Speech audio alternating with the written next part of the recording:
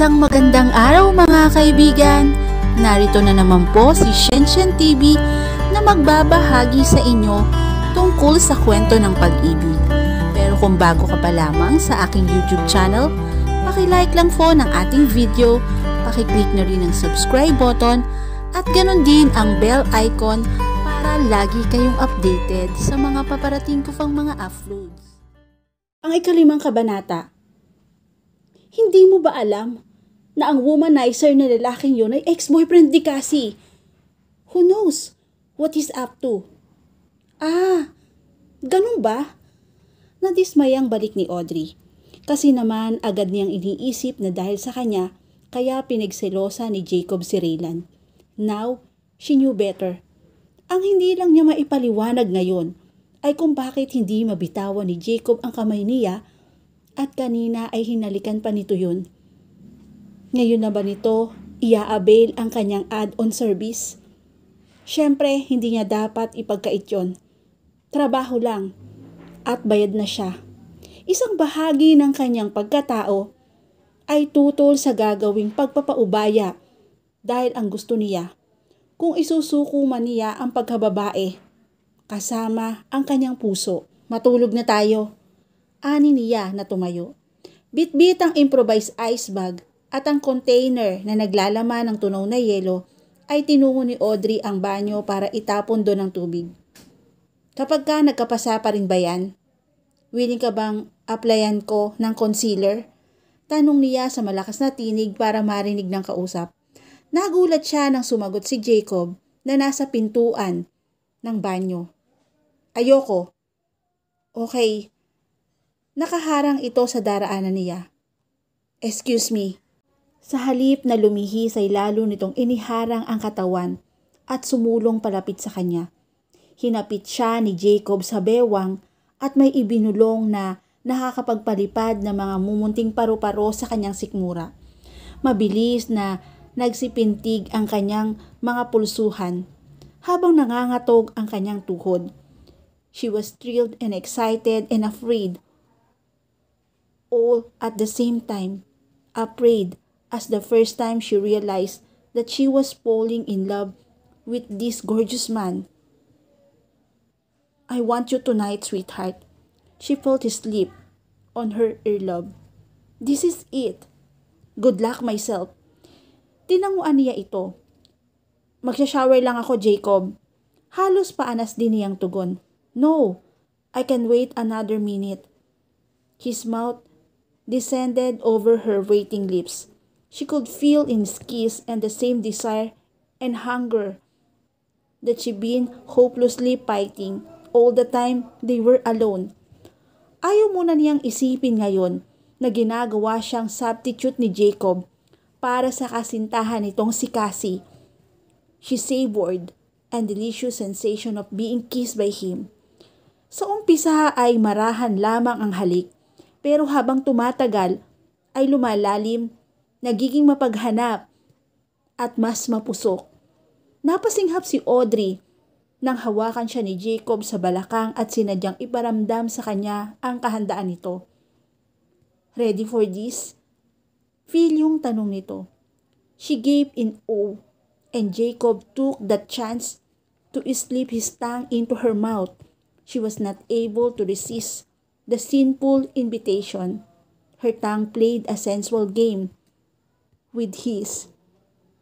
He backed her up again, the wall, and lipped one of her legs to his waist. She felt tortured, especially when he ground his arousal between her legs. She wondered how much more pleasurable it will be if his hardened flesh finally entered her warm. I saw you in your birthday suit. I wanted to take you right then and there, he whispered, his finger unbuttoning her blouse. When? She whispered back, unable to continue as he kept on kissing her. Nung unang gabi natin dito, nakalimutan mo yatang ilakang pinto ng banyo. Nasa ilalim sila ngayon ng shower. Hindi niya matandaan ang tinutukoy nito. Hindi na importante yon. Ang mahalaga ay si Audrey naman pala At hindi ang nobya nito ang iniisip ni Jacob habang ginagawa nila ang bagay na ito na para lamang sa mga taong nagmamahalan. Then take me now. Oh, Jacob. Napaungol siya na maramdaman ang palad nito sa kanyang dibdib. Nahubara na pala siya nito. Nakalas na ang kanyang bra. Jacob, she moaned in pleasure when she felt his mouth on one hardened nipple. I changed my mind, anas nito. Let's do it. They walked to the sleeping area. By the time they reached the bed, they were both half naked. He unbuckled her jeans, and she did the same with him. Halos mawala siya sa katinuan na maglapat ang hubad nilang katawan na tanging pang-ibabang saplot na lamang ang natitira. Jacob lay on top on her, showering hot kisses all over her body. She bit her lower lips to suppress a loud moan when she felt his fingers slide inside her underwear. He dipped one finger into her moist, warm, and gently stroked her. Oh, Jacob! Jacob! She whimpered. I think you are ready, sweetheart. She watched him as he removed his last article of clothing. I love you, Jacob, she whispered silently when she felt his enter her femininity. Parang nahalata ni Jacob ang discomfort niya pero hindi niya to pinayagang madistract. She kissed him passionately and embraced his hip with her legs. Don't stop, please. Hindi niya namalayang bumauna ang kanyang mga kuko sa likod ng kasuyo. She was completely lost in the wildness of desire. Jacob was with her, and they danced together in the rhythm of love, hanggang sa marating nila ang sukdulan at nanatili silang magkayakap. You feel so good, sweetheart, ani ni Jacob. He was still sprawled on top of her, his manhood inside of her. Habol pa rin ang paghinga. Kagaya nito, niyakap ni Audrey ang ulo ni Jacob na nakasubsob sa kanyang dibdib at masuyong hinagkanyon. I love you, aniya sa isip habang pinipigil ang pagtulo ng luha sa pisngi. Napansin ni Jacob na early riser si Audrey pero ngayong tanghali na ay hindi pa rin ito nagigising. She must very tired. Napangiti siya nang maalala ang mainit nilang pinagsaluhan sa nakalipas na magdamag. Ilang ulit niyang inangkin ang dalaga kagabi pero hindi pa rin yata siya kontento. Tapos na siyang maligo at nagkakape na rin pero parang ibig niyang bumalik sa higaan ng masulyapan ang natutulog pang dalaga. He was well aware that she was naked between the sheet and his remember was reacting at the mere thought. He'd never felt this intense desire toward a woman, only with Audrey. It was not the first time he took a virgin. Pero ibang klase siya. Ibang klase ang nararamdaman niya nang matuklasan niya na siya ang unang lalaki na pinagsukuan nito ng sarili. He felt damn proud. Ayaw umamin ni Audrey kagabi na birhen pa ito. Subalit kitang-kita niya ngayon ang ebidensya. It was there on the white sheet of the bed where they made love. Yes, they made love. It was not just casual sex. I'll be back, sweetheart. Dinampian niya ito ng mabilis na halik sa labi. Ayaw niyang gambalain ang pamamahinga nito. Lalabas lang siya para sa importanteng phone call. Nagpasalamat si Audrey na hindi niya nagisnan si Jacob sa kanyang tabi. Hindi kasi niya alam kung paano ito babatiin pagkatapos ng namagitan sa kanila. Itinapi niya ang kumot at nagmamadaling bumangon. Nang makalapit sa bathrobe na nakasampay sa isang upuan ay inalis niya ang kumot at isinuot ang robe. Sana ay kumain na si Jacob ngayon. Kaya wala ito sa silid. Nakakahiya naman kasi kung hinintay pa siya nito. Habang patungo sa banyo, ay isa-isa niyang pinulot ang nagkalat nilang kasuotan. Sa pag-aapura nila kagabi, ay kung saan na lamang maihagis ang mga damit na hinubad. Goosebump erupted along her skin as she examined his love bite all over her body. Humarap siya sa salamin sa banyo para pagmasdan yon. Pati sa leeg. Paano ko lalabas? Iniisip niya kung may naempake ba siyang turtleneck shirt o scarf. Habang naliligo ay iyon ang pinoproblema niya. Hindi pa siya nakakapagbihis nang makatanggap ng tawag mula sa hipag. Good news at bad news ang ibinalita nito. Ang napakagandang balita ay nagkamalay na ang Kuya Albert niya. Napaluha siya sa tuwa. Hinahanap daw siya nito at itinatanong ng hipag niya kung ano ang isasagot. Kasama ng lalaking pinagbentahan ko ng aking dangal. Yon ang pinakatapat at pinakasimpleng sagot.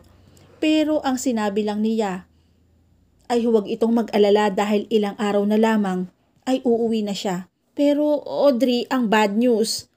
Narinig niyang sabi ng hipag. Kinukuha na ng ospital ang natitira nating bayarin.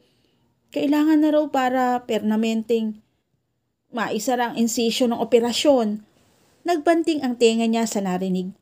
Hindi niya napigilan ang pagsabog ng hinanakit sa dibdib. Ano?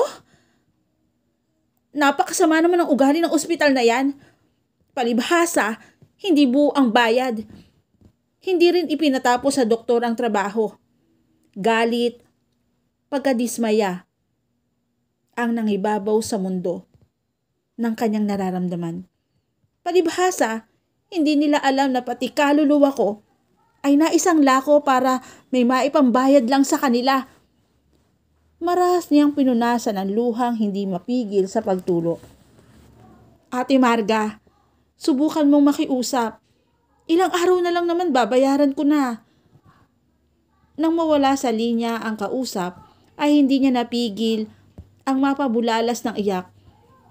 Sasalampak sana siya sa sahig dahil tila pinananawan siya ng lakas pero bago yun ay may matipunong bisig ang umalalay sa kanya. Jacob? Ang lalaking kusang yumakap sa kanya. Sumubsob siya sa balikat nito at doon ibinuhos ang sama ng loob. Nakagaan sa bigat na nararamdaman niya ang masuyong haplos nito sa kanyang likod. Tawagan mo uli ang ate mo, Audrey. Sabihin mong i-pick up na ang cheque kay Sonia. I'll call my secretary now. Jacob, hindi niya alam kung ano ang sasabihin dito o kung paano to pasasalamatan. Ang bait-bait mo sa akin. Thank you. Hulog kayo ng langit sa buhay ko. Kayo ni Cassie. Lumuluha siyang yumakap dito. Ano bang nangyayari sa kanya? Pagkatapos siyang palungkutin at paiyakin ng tadhana, ngayon naman ay bigla siyang pinasaya. Wait, ganito ka ba magpasalamat? May kasamang seduction? He joked, trying to lighten the mood. Saka lang napansin ni Audrey na natanggal na sa pagkakabuhol ang tali ng bathrobe na suot niya. Nakahantad ngayon dito ang hubad niyang katawan. Huli na, para ikubli pa yon. Don't worry, sweetheart. Pagbibigyan naman kita eh. You know, I can resist you. She felt his palm against her bare skin. Pero kumain muna tayo. I think we both need to replenish our strength after what we did last night. Napuno ng masasayang sandali ang mga sumunod na araw na magkasama sila sa yate. Tila pansamantalang nakalimot ang dalawa kung sino sila bago man sumakay sa Empire Alexandra. Ginugol nila ang nalalabing araw na magkasama sa loob ng cabin. Bibihirang pagkakataon na lang na makikita silang nag-iikot sa yate. They spent the remaining days and night on the boat making love. Ayon kay Jacob, bukod sa pasugalan, ay may iba pang sinful business na nagaganap dito. Pero para kay Audrey, hindi lang basta pugad ng kasalanan ang Empress Alexandra. She would never forget that once in her life, this yacht had been their love nest. Bakit hindi na tayo nagkakasino, Jacob? Tanong ni Audrey habang nakaunan sa bisig niya. Kung makapagtanong ka, parang marunong kang maglaro ng mga games dun ah. Kinabig niya si Audrey, palapit sa kanyang katawan at pinaliguan ng halik ang punong tenga nito pababa sa leeg. Nagpapa-charming lang naman ang gambler na ito. Baka mapaaway pa tayo doon. Tumawa na lang si Audrey. Ang sabihin mo, wala ka ng pantaya. Siguro may 1,000,000 na ang natalo sa'yo, no?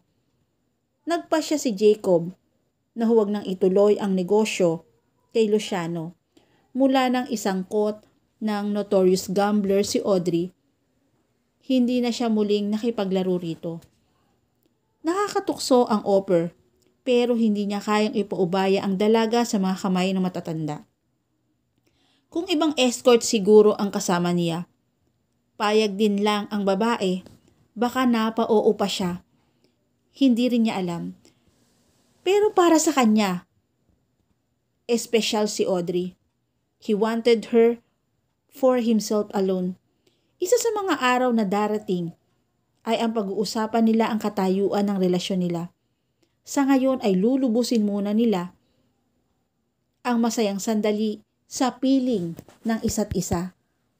At dito na po natatapos ang chapter 5 ng aking kwento. Muli po, samahan niyo po akong muli sa susunod pang kabanata. Thank you for watching and God bless all.